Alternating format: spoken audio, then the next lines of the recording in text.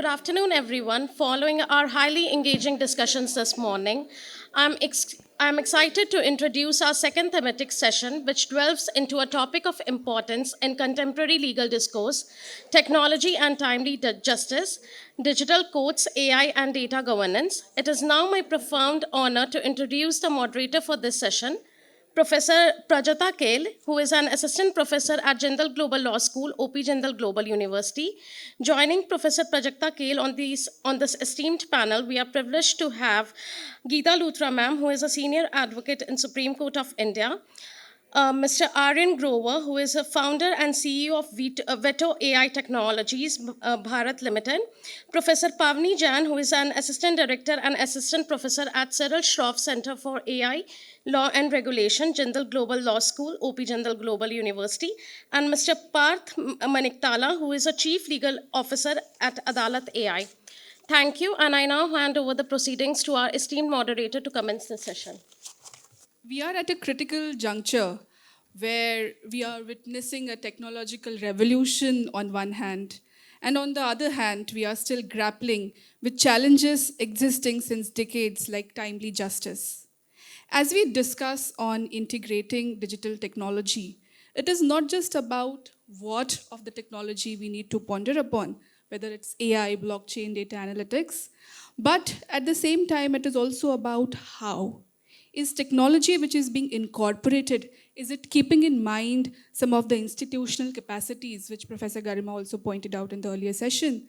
And at the same time, it is also about why at all we are thinking of incorporating technology at this scale. And to address these questions and to bridge this gap, we have a panel who represent diverse sectors. We have Madam Luthra, who is on the field, and we have two panelists representing the legal tech industry, and we have two panelists from academia. I want to open this panel because we are delving on the transformational potential of technology. I have a question, and I would first go with you, ma'am. As we are delving on integrating technology at a very large scale, especially in judiciary, do you think that it has the potential to really achieve the speed justice delivery? And also, can it really do so meaningfully? So, for instance, we have the e-courts project, we have the National Judicial Data Grid. How far you feel that these initiatives have actually helped in reducing pendency or improving case management? This is the impatience of lawyers who have many cases pending. So we don't have time to make things work. And part of our impatience with the virtual court system is the voice lag which it sometimes carries. So having said that, the numbers are staggering with the number of cases that the courts dealt with, some 13.6 lakh cases by the district courts, few lesser lakhs, half the number by the high courts, and just a couple of lakhs by the Supreme Court. In fact, I think it was less than a lakh. But just the figures are astronomical, and we came out of COVID time. I think our pendency had increased at least twice as much, if not around that figure. So how do we tackle this? And simple answers are, you take motor accidents cases, you take challan cases, you take cases which are simpler issues. Definitely you can tackle them through AIs. You can, in fact, I believe that what you can do is you can have a level playing field. So in that sense, it'll be very fair. First challan of, say, a bike, X amount. Second challan of a bike, Y amount. First challan of a car, A amount. second challan Y amount for various offenses. So technology can help, and then the stamp can be put on it by a judge so that there are no aberrations in the system. There are many such things with the AI can probably help with backlog. What it can also help with is, for example, and the few fields where I think we have to have a human touch. And there's a lot of debate about it. There's a Venu Nigam case of the Supreme Court dealing with transfer petitions, but went into the whole issue. Can you have evidence by video conferencing? In arbitration, you are having conferences and hearings and cross-examination video conferencing. Do you think it's a good idea? I think it's possible in some parameters. It's not possible in all.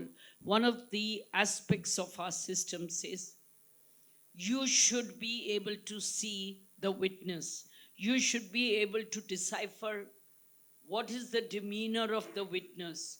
Is the witness humming and hawing? Is the witness taking 5 minutes? Is the witness being prevaricative? Now, there are two aspects of it. One, the same judge who finally decides the case is probably not the judge who hears the evidence. So this argument is perhaps slightly flawed. So the ask would be, let the judge note the demeanor so that it's available for later.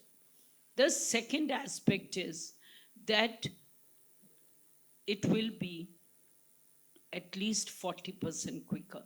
So what it seems, the statistics, and our statistics are poor, so we can't really rely on them. But what they are saying is that if one judge could examine 2-3 witnesses, same time with AI tools, he can examine 6 to 8 witnesses. That's a huge, huge march. And so I think we have to have transcription. You have to give good transcriptive tools. Your hearings will be much faster, and you would be in a much better place. Now, I don't want to ramble on. I just want to say that a very senior advisor said that the whole problem with the backlog is the courts. Now, the courts then say that a huge problem with the backlog is lawyers.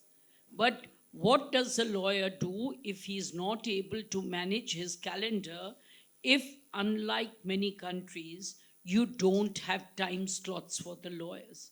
You give 60 cases and the lawyers are hopping from one court to the other, missing 80%, and the 20% they attend are the cases they had not prepared, thinking those won't take place. So we have all those issues, but I definitely think in an affirmative manner that yes, there are studies which are saying that we are slowly becoming redundant. We have to ensure that we put our minds to it, that human element remains in it, and I'll answer more with examples of Indian cases, Western cases, where these tools have been misused. But I do think, used well, it is a very important tool for judicial determination and for justice delivery. Thank you. Thank you so much, ma'am. Something which you pointed out is already in plan in Singapore, where there's a Gen AI tool which is used for small claims tribunal. So I get your point where you're saying that simple issue we can tackle through AI, whereas there are some grave issues which do require a human touch. Thank you so much. I now move to Professor Bhatt for her views on how meaningfully you think technology can contribute to speedy justice. Pajakta. Yeah. Namaskar to everyone. Thank you so much for having me here.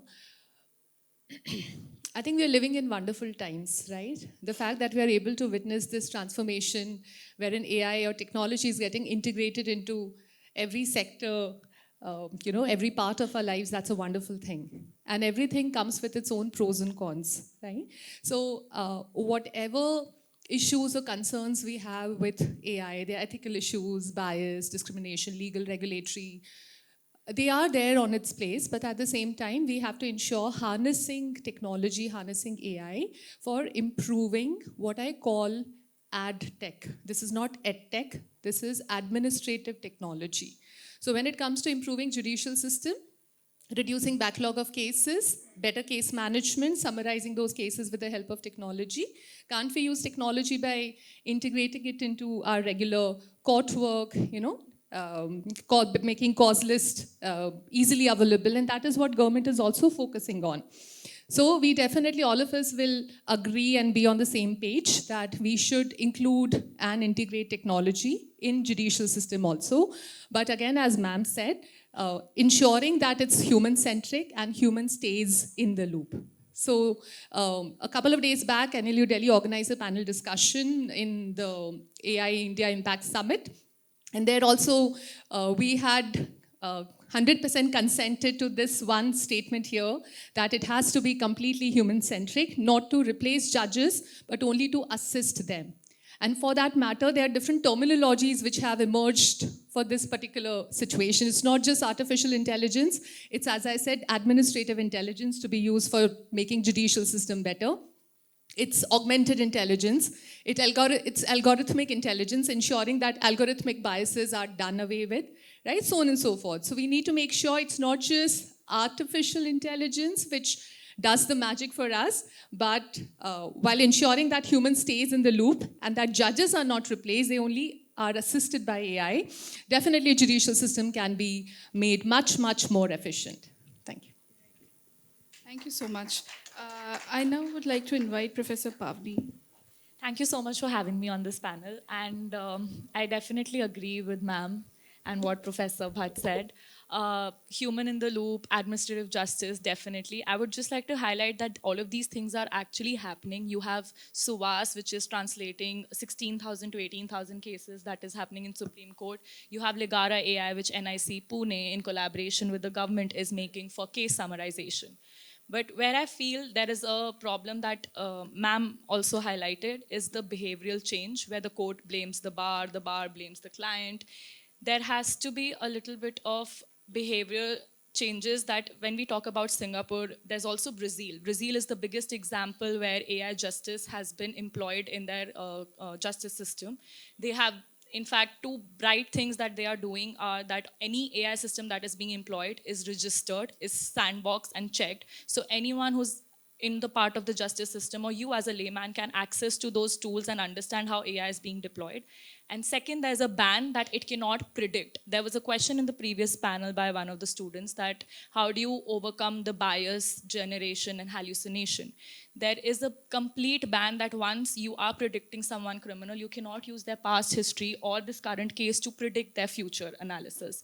So in that angle where I'm trying to draw is there's also a concept of literacy. While there's a UN Commission report which says that only 9% judges all over the world are literate to even utilize technology. So literacy coming from your judges to your clerks to your lawyers, because in order for technology to help and benefit the delays, it has to look at it not as a blanket solution, but in divides. So if I break it down, is that today we have two kinds of lawyers. One sitting in Bombay who has all the digital access, gets the SMSs, can track the cases, can do everything, versus one sitting in rural area, might not know the procedure, might not have the power supply, internet, or to track the cases, or to go for the e-filing, that is the basic bare minimum that our country is still providing. So to have different kind of solutions for these setups, which I'm sure is being done. We have Mr. Parth here, and as far as my homework goes, Kerala is doing very well at it. It is not given by the government stats, but in fact, their company says that there has been 40% reduction, which ma'am was mentioning, especially in criminal cases where your deposition of the criminal is being taken online. And Kerala High Court is the biggest example of uniformity where they are employing these kind of systems in their lower courts. And last point, I would not drag on into it, but while we are talking about all of this, we should also keep the environmental factor into picture, because if you see America and the state that is it's going under because of the data centers, India is not far behind on that state. Thank you. Thank you so much, Professor Paavni. Very interesting point indeed. The global perspective which you gave, example of Brazil, and of course the environmental factor. And that is the key point which I also want to focus on, because we are talking about how, about what, and why at all. So is it that meaningful to really incorporate technology, and up to what scale? I think we are at a very right time to get insights from Mr. Aryan and also Mr. Bhatt, who are from legal tech industry, who are actually working in incorporating technology in the legal field. So I like to think of AI, especially for the judiciary, in multiple layers. Three primary layers. The first is administrative AI, where the AI works on helping in administrative tasks, which does not affect the right of any litigant and which does not affect the judgment of any of the judges. So this is something like defects detection, scrutiny detection, automatic causeless generation, stuff like that, registry focused tasks. The second layer is advisory AI. Now, advisory AI helps the judge to make a decision. It doesn't nudge him in any particular direction, but it gives the judge, say, a summary of what has been filed. It gives the judge a chronology of everything filed. It allows the judge to look for fallacies. Say, someone has claimed XYZ in their petition, but there's no annexure which supports the same. So that's advisory AI. The judge goes through the data that the AI comes up with and then takes his own decision. And then the third and the most controversial one is the adjudicatory side of AI, which Madam Luthra very rightly said. We can implement in cases like challans. We can implement in cases like traffic accidents. So I believe India as a country needs to have very, very strong safeguards for adjudicatory AI. But we also do have to take a very difficult decision as to, even if there exists a 1% chance of the AI giving a wrong decision or the AI depriving someone the right to be heard. Or not right to be heard, but AI depriving someone the right to a human giving the said judgment. What are the pros and cons of that matter? How much time are we saving by sending an AI to help solve a traffic challan? In my opinion, we should totally automate traffic challans. We should totally automate motor vehicle accidents. We should automate check bounce cases. So anything with a strict liability that is a yes or a no question, given the evidence at hand, should be automated and the time should be saved. Speaking on the bias aspect, India requires its own sovereign models. Existing models are not good enough because existing models are trained from a tech side of things. They are trained on global data. A ChatGPT has Pakistani data on it, Bangladeshi data on it, American on it. India has its own jurisprudence. It has its own culture. It has its own sort of a requirement. And so we need homegrown models that help work on and help decide on Indian aspects. And then thirdly, what is most crucial is that there has to be institutional and government support for the adoption of AI. There have to be national guidelines, and any policy that is implemented for adjudicatory AI has to be uniform across the country. There have to be very, very strict sandboxing, as in the case of Brazil. There have to be models being tested. And we need to start with pilots across different industries, across different fields of practice. And lastly, speaking on the data center issue, it's very interesting because when it comes to tech, we start measuring that, when you ask ChatGPT a question in pro mode, it just used up 1,000 liters of water. But no one asks that, okay, if I asked a 25-year-old associate to do that job for me, how much investment has gone into that associate to get to 25 years of age? How many glasses of water he drank? Absolutely. So I think with the advancement of AI, as Sam Altman said very, very controversially, we are looking at intelligence as a utility. So intelligence is something that you can now purchase by going on ChatGPT. It's very, very scary, but that is the future we are looking at. And being in the legal tech industry, being a part of the legal world, our responsibility, knowing how far behind we are lagging with the dependencies in India, is to make the most of the intelligence that we now have at hand and help deliver timely justice to citizens. So we need to work on all the three layers. There's certain cases which would only require administrative AI. There's certain which would only require advisory AI. And there's definitely some which would require adjudicative AI. And Dubai has already announced plans to have rental disputes and traffic challans be resolved using AI in itself. Singapore already has Gen AI being used across small claims tribunals. Estonia already has completely digitalized case files. So all over the country, when you file a case, the case filing is completely uniform. You can go on one single platform and every single aspect of the case is visible. How that helps the judge is a different story, but how that helps the AI is that the primary thing driving it is data. And all of the data comes uniform and indexed. So that again reduces the chances of bias, it reduces the chances of the AI making a mistake.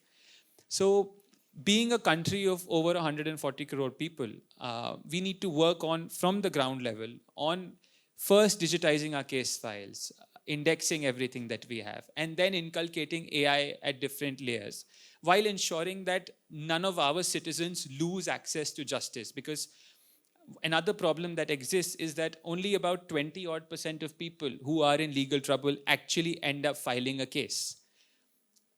It could be monetary reasons, it could be a lack of belief in the judiciary, it could be the time delays that they see in front of them. So how can we access that? How can we address that? Because we would also want more people to come into the ecosystem. Because when we speak of the backlog, we only see the backlog that is there at hand. Tomorrow, if we use AI and make things more efficient, would that not invite more people to come forward and join the legal system and file more cases? So we also have to look at that. And then lastly, we also need the institutional support, because AI is not a silver bullet. It's a force multiplier. You only have so many judges sitting there. You can only help the judges become how much more efficient? 10%, 20%, 40%. But as per the National Judicial Grid data, India is having about 15 lakh cases added to its backlog every single month. So this is not something that can happen without institutional support and without having more judges on board. Because you're not replacing human intelligence at the end of the day, you're just making human intelligence faster, more efficient. Thank you so much. Those were really an interesting set of viewpoints where you have elaborated 3 layers of AI. And I really like your perspective when you say that we also need to focus on homegrown models. As we are discussing global perspectives since morning, we also need to be, very careful, diligent about what exactly is the Indian scenario. With this, I move to Parth, and I would like his opinion. So a lot of the thoughts that I had in mind have already been covered in far more articulate ways than my panelists here. So I will try to do some sort of a summarization exercise for the first question, and that almost makes me feel like an AI at this point. But okay, that is what it has come down to. So I actually really appreciate the fact that we're not just looking at AI in the judiciary as a whole, but we're now at a point where we're layering that by saying what kinds of AI, low risk, medium risk, high risk, what like we just discussed as administrative, assistive, and adjudicatory.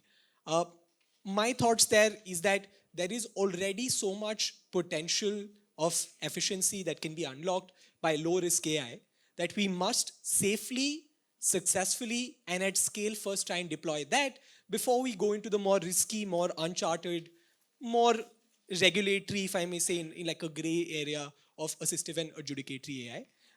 At Adalat AI, our core philosophy is that if you automate all of these clerical, routine, administrative challenges that our judges deal with on a day-to-day basis, you free up enough time for the judges to just become better adjudicators themselves. So if the question were, are our judges spending more time doing adjudication? The answer there is actually just taking away the administrative backlog that they have to deal with on a day-to-day basis. We are currently doing that with about 4,000 courtrooms across India. And as ma'am correctly said, our studies show an efficiency gain of between 30 to 50%. So ma'am actually just estimated it correctly at 40. So just in terms of low risk AI transcription, translation, case management, digitization, we're seeing a 40% gain in terms of efficiency. And that means millions of cases move through the system faster, millions of litigants get more timely justice. Now, that can have two implications. One, of course, that means that cases are moving up faster, but that also means uh, in parallel, more cases are entering the system, right? So the equilibrium adjusts accordingly. If you widen your highways, of course, it means that the existing cars move faster, but it also is an incentive for more people to purchase cars. And so the highways again start having more people, which in this case is a good in and of itself. So whenever I think of this problem, the fact that the average case resolution time goes down is one potential good, or the number of cases entering the system goes up. That is also an good in and of itself, because that means more and more people are accessing the justice system. That has huge ramifications in terms of contract enforcement, has huge ramifications in terms of institutional trust, and all of those are things that we must also aspire towards. Just the last thing that I want to say on this point is that a lot of the conversation around AI entering the justice system has focused on speed and efficiency. I think there's also a parallel conversation to be had about quality of decision making. And simply by virtue of the fact that you allow judges to apply their mind more meaningfully to problems means that their engagement with problems, their engagement with precedents, their ability to write better reasoned opinions, all of that also increases dramatically. And to that end, I think AI is not just giving us efficiency gains, it's also potentially giving us massive quality gains. And those are ramifications we'll start to see in the coming years, hopefully. Thank you so much, Parth. So I believe the panel is very unanimous on the fact that we use AI majorly for administrative tasks, routine tasks, and at the same time keep the human in the loop wherever possible. But there is also a bigger picture with, I think, Aryan and Parth, which rightly pointed out that there is also a scope of AI making ultimately system more efficient. I want to now move to Madam Luthra. You mentioned about pandemic briefly, that how it increased pendency of cases. So it was during the pandemic that virtual hearings became widespread. What lessons you feel that we should carry forward from that experience for the future of hybrid courts in India? So my first, one of my very interesting recollections is we made lots of faux pas in the first few days of VC hearings. And everybody was it was getting viral because we all had nothing better to do. So we would keep making it viral, what some lawyer had done. But there were many busy senior advocates with whom I would see that while they were on the mic, since they had two other hearings at the same time, all that you could see was 1 year, and that was what you could see of that council. So what has evolved in the pandemic, and I must say, while I give great credit to Justice Suryakant, who's the present Chief Justice, of getting more and more women empowered and ensuring that women are there in bar councils, bar associations. Justice Chandrachud was the person who actually gave a drive to VC hearings.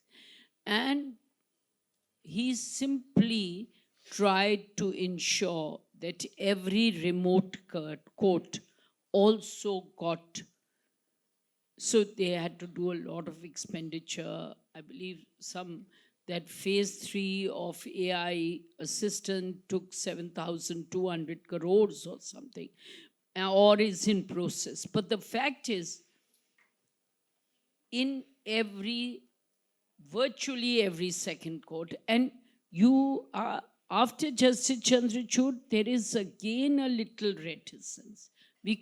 Our eyes can't be closed, because he encouraged it so much that everyone accepted when the senior most judicial officer of the country is saying, please encourage use of VC hearings, then other people will be slow to react. But today, obviously, there is a lot of judges feel this is a complicated case. Please, madam, come and argue physically. So this will happen. But during COVID time, the fact that people had no access otherwise to justice. There were people languishing in jails. There were people who were, and we had so many such cases in the jails, cramped. You were getting COVID. Your next door neighbor had COVID. Your whole, the cell had no food. COVID situations. These people needed to get out. And the courts then said, all right, some of the bail orders said, go out, please keep your mobile on, we can have a tracker on you. Now, a lot of these people didn't even have mobiles which could have trackers. They had simple phones where you can just talk and that's it. Their remote villages didn't have it. So a lot of court orders came to that extent. That whole period was a period when the court said limitation doesn't apply. But be that as it may, there were urgent cases. They were most important were these bail and arrest cases. They were still happening in a very rampant manner. And imagine a poor man who's locked inside and who's suffering from COVID. Look at a poor man who's locked inside and his neighbor has COVID and he can't even be 2 meters away from him. So there were very, very harsh cases. There were cases of property disputes. There were cases of landlord-tenant where there was not even a soul, there was not even a ghost coming to a hotel, and you had to pay huge lakhs of rent. So a lot of the countries like UK said, all right, we'll be doing suspension of rent and we'll supplement the landlords. Now, India doesn't maybe have the means. We couldn't supplement the landlords. We couldn't ameliorate the tenants. We couldn't help the landlords. And so we've given rise to a lot of litigation. But what happened was that this fillip which it gave to VC hearings is something which was perhaps the only positive aspect during COVID time. That it did give a fillip. It's a very poor positive because you don't want it at that cost, but the fact is it did improve things. ODR, online dispute resolution, became so common. And small disputes, small arbitration matters, small clauses which say at the bottom of the clause that you can do it online, you can do it physical, and the monies involved are not huge. Many people did them personally without lawyers, and they were able to access justice. Now, one of the most important things is access to justice. When I started practice, access to justice was very, very economically reasonable for the common man. Law was not so expensive to access. The fees of lawyers, the access to justice become much more expensive now. And because it's become more expensive, online dispute resolution and VC hearings where a person can have a voice is ameliorating it a bit. So I can say only this, that there is some silver lining to this, and we should look at it. There is a slight time lag. Lawyers have to be patient, judges have to be patient. Now, what happens in a case, for example? One lawyer, and the court system is a unilateral system in the sense the court, in the trial courts, the court has a VC, but the lawyers don't have access to the VC the court has. So they can't hear the colleague as well. And then if the mics are on, you're cross-talking. So there are lots of corrections which need. It's small things which I'm saying, but these are practical aspects. Now the high courts, the Supreme Court, they have superior systems. We have to make it more amenable to being first class, and we have to make sure that there are portals everywhere which lawyers who can't afford good devices, clients who can't afford good devices, can join that portal and have their voice heard. That's the point of VC, the access to justice for the common man.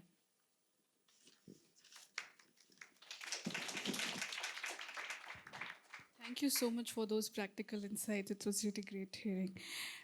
You stressed on access to justice as an important advantage a VC could offer. And on that note, I want to go ahead and ask something to Aryan. So, technology facilitates access to justice, but is there a threat that it can also exclude those, without any digital access, or do you think can it worsen the digital divide?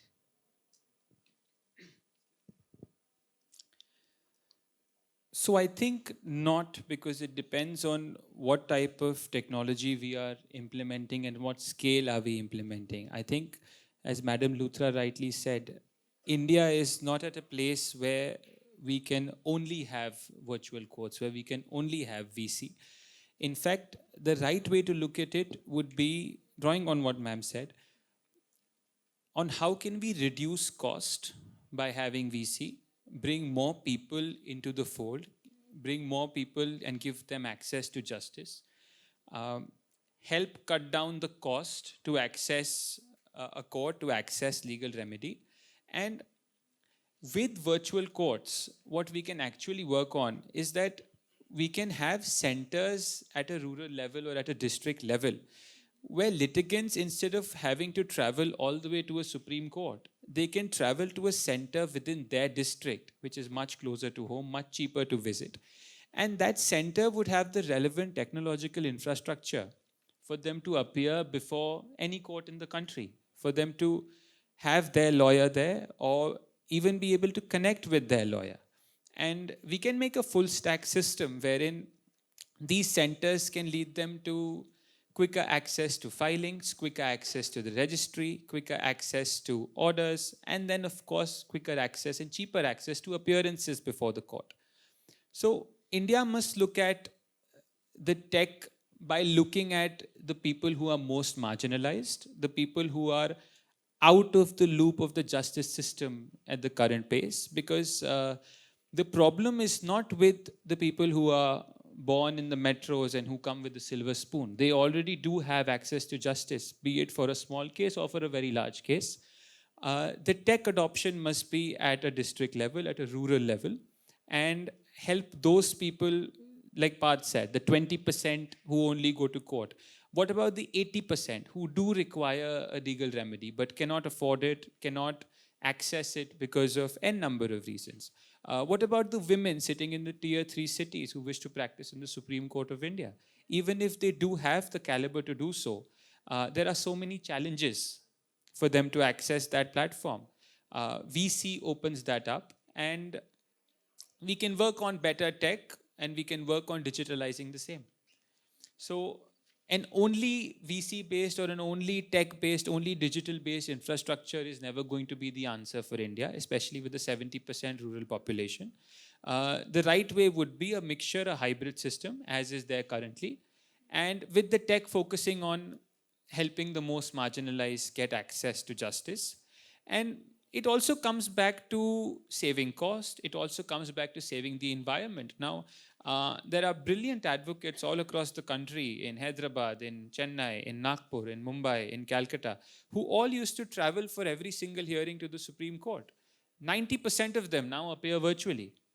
They're able to continue with their cases at the high courts in those cities, also able to appear here in the Supreme Court. The client saves on the cost of them traveling and lodging. We save on the environment cost of so many people traveling. So things like this, again, small positives that came out of a very terrible time for the country. But we need to build on these further and help more citizens get access to justice.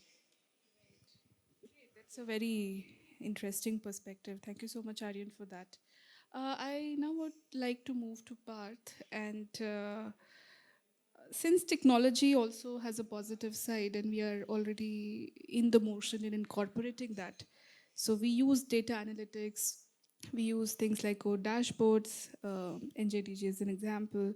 Uh, what role do you think these things play in improving judicial administration, monitoring case flow? Since you're part of the legal tech industry, I would like to know your perspective. Right. No, that's a very relevant question. In terms of our dashboards, in terms of our monitoring, the National Judicial Data Grid, these things work like sunlight. In that, sunlight shows you where the problems lie. They show you which courts are overburdened. They show you where our judiciary is understaffed. But that is the extent to which we need to count on them. Analytics and data can show you the problem, but the solution needs to be institutional. The solution needs to be based on what we do with that analytics. And therefore, I think, yes, it has to be analytics driven administrative decision making. I think we're already seeing some of that. We're already seeing attempts at better listing of urgent cases. In fact, yesterday it was mentioned that the Supreme Court is contemplating that, where hopefully, like through Adalat AI, seeing better case management practices developed at the district level. But all of these are only going to be successful once there is full institutional support, once there is actual policy decisions based on what we get from the NJDG or from any other analytics or dashboard software. So analytics is just the first step. Everything we build on that is the solution. So much part. So of course, increasing the efficiency. But while we do so, and we, think of the benefits which this is bringing, I want to listen now from the academics on this panel. Are there any ethical and regulatory safeguards which should be there in place while we do so? Professor Bhatt and then Professor Paavni. Yeah, sure. Thank you.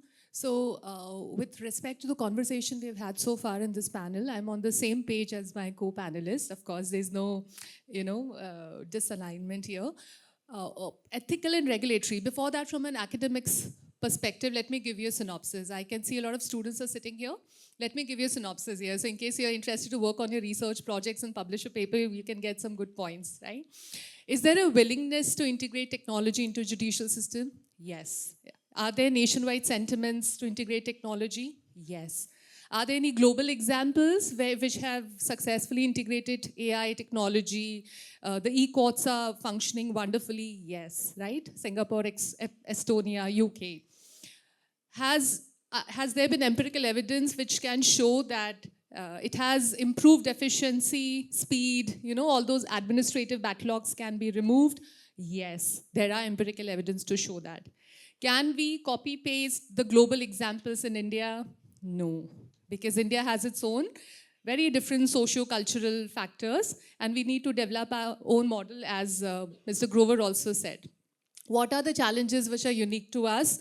Many. With a population of this size, 140 crore size, there are issues of, now coming to the ethical and regulatory, which you had asked here, there are issues of data protection, there are issues of cybersecurity breaches. There have been many instances, I was just reading it out somewhere, many instances where the Supreme Court's YouTube channel was compromised once, where NCLT Kolkata benches had experienced a cybersecurity breach. Many other tribunals have experienced a similar cyber incidents. So one thing is for sure that we need to create and develop a very strong data governance infrastructure to make sure that efficiency is achieved and that we are able to balance out technological innovation as well as access to justice for vulnerable group. This is one. Second, like my co-panelists mentioned here, it sounds to be really fancy and achievable and really, really good. But at the same time, when we look at the groundwork which has been done so far, there are some statistics which says, these statistics are as on 31st of January 2026, over 30 virtual courts have been established to enable online adjudication of traffic challans, for example, or video conferencing facilities have been expanded across 3,240 courts. Now, is that figure enough for a huge country like India? Right? So, I mean, of course, these are our achievements. We are proud of these achievements, but we need to be doing much more than what we've achieved so far. So if you're planning to have second or third edition of this event next year or later this year, maybe the numbers would change, right? So we can talk about these issues later. And of course, the vulnerable group, digital literacy, that is lacking. So we're talking about virtual courts, removing all those issues and challenges, but how many of the vulnerable people, women, elderly, coming from rural areas are friendly with the virtual system, digital infrastructure? So that brings us to the question of capacity building, digital literacy. Right? So these are some issues, and for that, what can be done on ethical ground and regulatory ground? Of course, we now have the DPDP Act, we have the DPDP rules also. Every organization, institution is supposed to create its own digital data protection policy, framework, infrastructure, implement it. So it's not that we are lacking in creating a system, regulation, but we are lacking, and we should agree on that, in implementing it evenly across all sectors, region-wise, and everywhere, right? So the number of districts in India, and how many districts virtual courts are functioning properly, right? In how many districts people are able to access the courts? In how many districts, forget about the people who want to file cases, judges, advocates, they are friendly with the digital infrastructure, right? So these are some ground level issues on which we should be working. And the main issue lies in implementation rather than creating a new system as of now for the time being. Thank you. Thank you so much, Professor Paavni. I guess Professor Bhatt has fairly covered the ethical reasons that we need the safeguards. But before the safeguards, I think so, implementing in the machine, what we have been discussing is also the behavioral changes that people need to accept those change. You need to think of the problem. So having those ethical safeguards about DPDP, where is your information now going? What is going to lead on future aspects? Digital literacy, AI literacy, not only for the people deciding the cases, but also to apply. That is definitely there. There's one point that I wanted to highlight was about sovereign models. Definitely India is moving towards that, but if you look at India's data itself is also very biased. The cases that were decided by, I don't want to name the judges, but I'm sure you'll figure that out, by one's father was overturned after 20 years by that particular judge, Chief Justice of India. So there is a thinking change that happens. So having those sovereign models will not take away from the fact that you still have bias or underrepresentations of certain communities. That needs to be taken care of. And at the same time, I feel the data, the global north versus global south thing, that our data is still not, we are still struggling with getting our digital records. We have vast amount of data. How controversial statement Sam Altman made that maybe by 2036 we will run out of human generated data and only synthetic data will be there. But I don't think so that's true for India. Those are the kind of guardrails that if people can look at entire perspective before making the machine, specifically with the point of view that maybe we start putting in guardrails after we have made the machine, we have put it in sandboxing, rather to have it before, when you're making the machine, making the solution part of the machine when you're launching versus the commercial launch. So those are few things I feel should be added before you're making the AI tool. Thank you so much. So Professor Bhatt, who mentioned on that there's need to implement, we already have, and we do keep on creating regulations and set on ethical boundaries, but we need a framework to implement it. And Professor Paavni, who mentioned about behavioral changes as well. I now want to move to Parth, and now that we have discussed about ethical and regulatory safeguards, let's talk something on ground, where you, as a legal tech person, is involved. What kind of institutional investment in capacity building you think is necessary for technology reforms to succeed, especially in India's district courts, where most cases are actually filed? Uh, so for context, in terms of what I have spent my last 1 year doing, I've actually traveled across 9 of our partner states where Adalat AI is being deployed, and I've pretty much visited the most remote, the most far off from metropolitan cities, district courts in each of these states to understand what capacity there looks like, meet judges one on one, understand their barriers to adoption, where some of their fears or hesitation is coming from, and then structure our capacity building initiatives around it. So, as Professor Jain said, technological innovation is a part of what we need to do. The other innovation that India desperately needs is in terms of institutional capacity building, right? Because we're not only talking about introducing AI to these judges, at many instances, we're talking about introducing technology to these judges.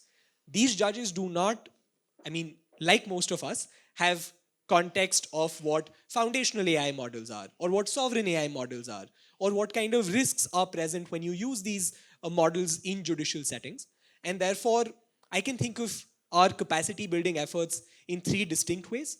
One is capacity to actually operate these tools, right? How do you go about recording evidence on an AI tool? How do you go about dictating a judgment to an AI tool? What are the verification steps that you have to do as a human in the loop to ensure that you're not entirely relying on the AI output? The second component, and this is something I am incredibly proud of, in November of 25, we did a 3-day boot camp with the Karnataka Judicial Academy, where we not only taught judges how to use AI in courtrooms, we actually told them how we train our AI models. We actually structurally showed them how foundation AI models are built and trained for judicial settings. What are the safeguards that they have to keep in mind when they're using AI in court? Because what we do not want is for our judges to think that all AI is the same. There's a difference between using AI that is sovereign, that is encrypted, where the data is localized, versus using your run-of-the-mill ChatGPT and Gemini, where some of these safeguards are not baked in for judicial institutional use. So informing judges not only about how do you use AI, but what are the red flags that you have to keep in mind? What are the safeguards that you have to operate with? And the final piece that is often not discussed enough when we think of judicial capacity building, we often think of judges as the primary stakeholder, but judges heavily rely on an army of court staff and court administrators, right? This can be your clerk, your confidential assistant, your stenographers, your deposition writers, ensuring that that individual, those stakeholders, are also meaningfully integrated into your training, capacity building initiatives is actually foundational because one, they need to start seeing AI as a co pilot and not as a threat. And second, they need to be able to support the judge when the judge has any instance of doubt or confusion, because very often they are the backbone that keeps our judicial system running. So I think all of those are 3 areas that we need to collectively invest in when we think of judicial capacity building.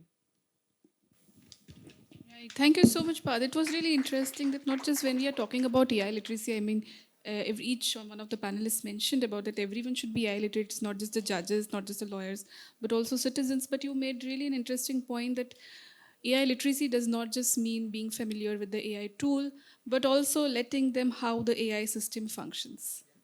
Yes, very interesting. Thank you so much for that, Parth. I now want to propose a closing question for all the panelists. And if you can quickly, in a minute or so, express your opinion on this. We have had a great discussion on integrating of technology. We have discussed the what, how, and why of it. Looking ahead to the next decade now, what technological innovation you feel has the greatest potential to transform justice delivery in India? So the first thing is what not to do, then is what to do. So last week, I think it was, Justice Nagaratna had a matter before her, and it'll be unfair if I don't mention these 2 very recent Supreme Court occurrences.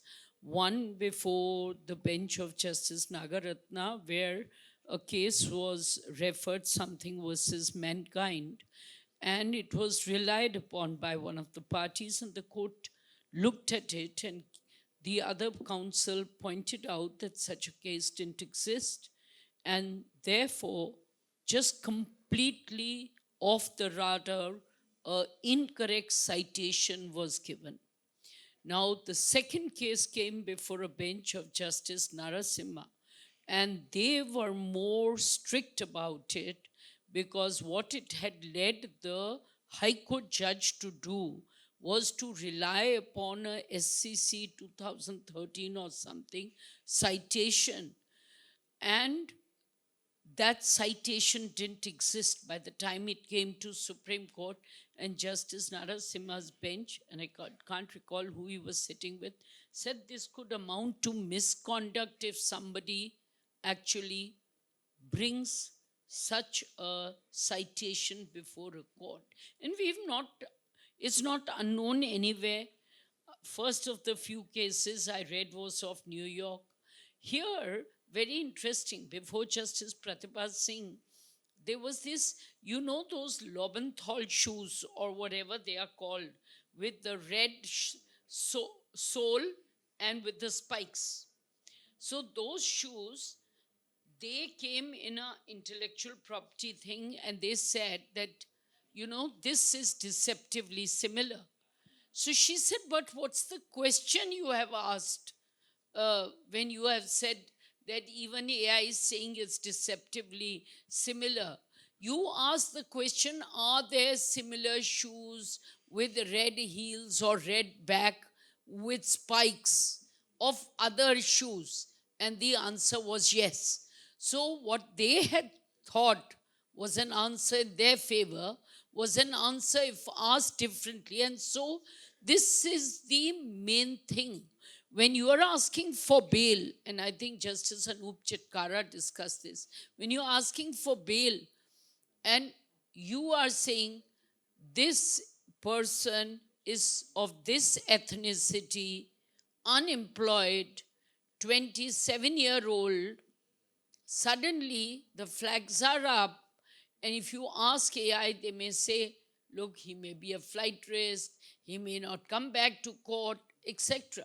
So it's what you feed into it which is important. When we look 10 years later, what we can say is slowly, we are surely going to make them tools of great substance. But till we do that, and if we do that, what is most important, and my friend said they can buy intelligence, I'm very scared. But having said that, intelligence is the one thing which we can attribute the analysis which a lawyer has. So maybe some of our drafting skills, we may have to get out of the window. They may draft better. We'll only have to then proofread and see that the draft is correct. There are many aspects which are scary for lawyers. Let me tell you, many aspects which are scary. But while they are scary, your brain, if he doesn't buy it, we'll still be safe. Thank you. Yeah, sure. So like I said before also, see, I don't know what future technological innovation, we don't know, right? After 5 years, 10 years, what we know is it has to be a trusted technology. So not AI, but ATI, artificial trusted technology, right? Plus we cannot become completely dependent on it. That's not a wise advice. So as ma'am said, and everyone would agree on this point, we cannot, it has to be vetted. Whatever document which AI prepares, drafting, summary, case management, that has to be vetted by a human, and we need to double check it, right? That's second important. Third, we need to ensure that there is a proper balance between what you call is innovation on one side, which increases efficiency of judicial system.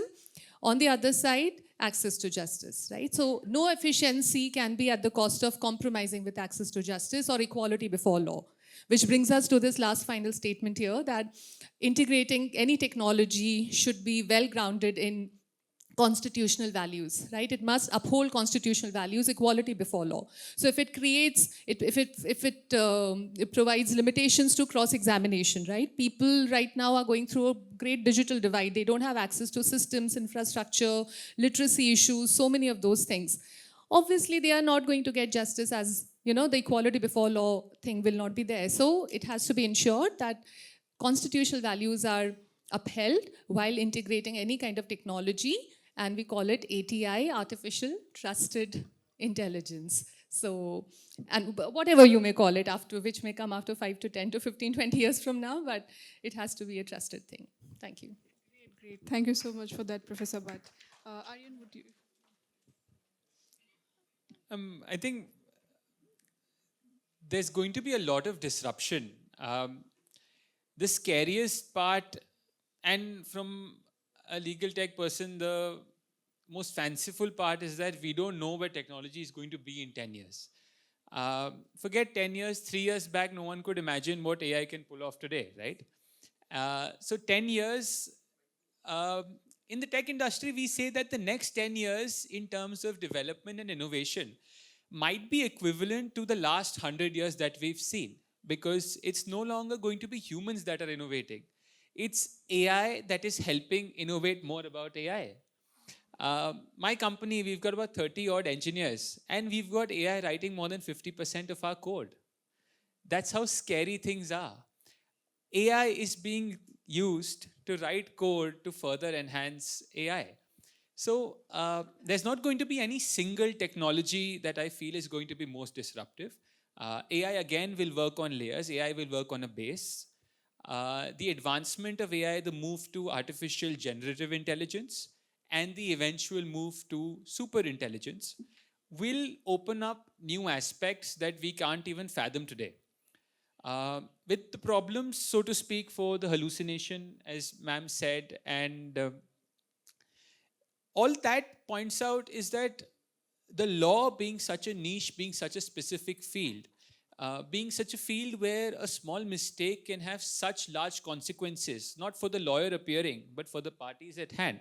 It can literally change, it can literally alter lives, alter destinies. Law is not something where you can use a run-of-the-mill product like a ChatGPT or a Claude. You have to look at specific tools that are built for Indian law, that are built for a litigation practice, which is what we're building at VetoAI. And to build further on that, there's going to be technologies that are going to disrupt what lawyers do. There's going to be technologies that are going to disrupt what judges do. There's going to be technologies that will disrupt what the registry is doing. And most scarily, there's also going to be a time where we're going to have clients come to lawyers with 90% of the case file ready. I don't think we're too far away from that. Maybe a year and a half at most. So looking at the whole picture, the law, especially the institutions, especially the judiciary, it's a very closed door industry. And it's a very interesting industry where the judiciary has a sort of autonomy that no other body in the country has.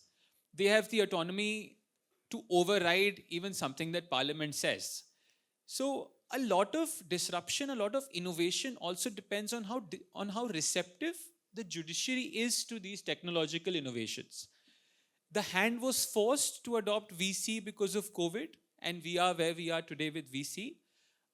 A lot will depend on what the Chief Justice or the future Chief Justices of this country, sitting with the Law Minister, sitting with the Prime Minister, decide on how much AI is actually to be adopted within the judiciary itself, within our institutions itself. That level of adoption will define the level of disruption, will define the level of advancement that happens in this industry as a whole over the next decade. The more they allow it, the more benefits we shall see in terms of time saved, but we may also see the other side of that coin, depending on the tech advancements. So very interesting space, and very interesting to keep a watch on how receptive our institutions are to the tech. Thank you. Thank you so much, Aryan. Parth, upon either of you. Yes, I just want to conclude saying I think so. Your question was what technology can enhance and make access to justice more easy. I will not talk about disruption because I don't think so I'm qualified enough to say what technology will bring in the next 2 years. But access to justice, I feel that there are a few things that maybe we need to look at currently that are not being solved. If we talk about faceless tax generating, the show cause notices that are generated, and the judges you get. That is all a black box decision that is being made, and you get allotted a judge. So you still don't have those black box decision making or the reason how you got allotted those judge. And a very big thing about the training sets of your data sets, where I'm just simply pointing it out about copyright laws, where India is still taking a stance of what it will do, and with the coming guidelines that are there, very controversial. But yes, it is still something that needs to be looked at. The future technologies which I feel the institution is building is our majority of rural cases are about land litigation. So if I remember correctly, the postal office with the ministry is working on tagging these. In the next 2-3 years, maybe instead of pin codes, we might have geotags. So that's one system that can enhance your judicial access to people, make the delays better. A second would be Lok Adalat is a very big example of how our cases are disposed of. So in the first panel, it was talked about how pre-mediated AI tools can be utilized so that the generation of cases, who it is allotted, who it is aware about. How ma'am mentioned that who hears the evidence might not be giving the ruling. So if those times are cut, how Parth and Aryan have been mentioning that this is where AI can actually help and cut down on the times. I think so these are the useful uses of technology that can have benefits and access to justice. Thank you so much, Bharat. Yeah, again, much like everyone, I think I'm also in no place to say where technology would be 10 years from now, but perhaps just give you a map of what this done right would look like for us. AI implemented in the correct way would look like end-to-end automation of things that are current day critical pain points, be it digitization, filing, listing, and then of course, transcription, translation, case management. And all of these things, when I say end-to-end, I mean they must be linked to one another and they must speak to one another. We should also hopefully have better institutional understanding. So our registries, our high court committees should be better versed in understanding the risks of what AI solutions they're considering. There should be better mechanisms to audit and ensure that the AI that we deploy is actually safe. Obviously, this would mean hopefully more litigants entering the legal system, but also litigants being able to access more information using, say, AI-driven chatbots, right? And by information, I mean even basic details such as when is my case listed? What does this order mean? Could you explain chart sheet to me, right? Basic litigant information asymmetry goes down. And cumulatively, what this would mean for me is that we move from manual to machines, from papers to processes, and then finally from delays to dignity, and hopefully timely justice for all. Thank you. Thank you so much for concluding it so well, Parth. Delays to dignity. Yes. I first want to thank Madam Luthra for your insightful, practical perspective. It was an absolute pleasure to know. No amount of textbook reading can match what you said. And also to Professor Bhatt, who put forth an innovative concept of artificial trusted intelligence, technology which is grounded on constitutional values. To Aryan, who believes that technology is going to be disruptive, but it really depends on the level of adoption. And to Paavni for coming up with those wonderful examples, and of course to Parth. I would like to warmly thank our esteemed panelists and moderator for sharing their expertise and perspectives with us today.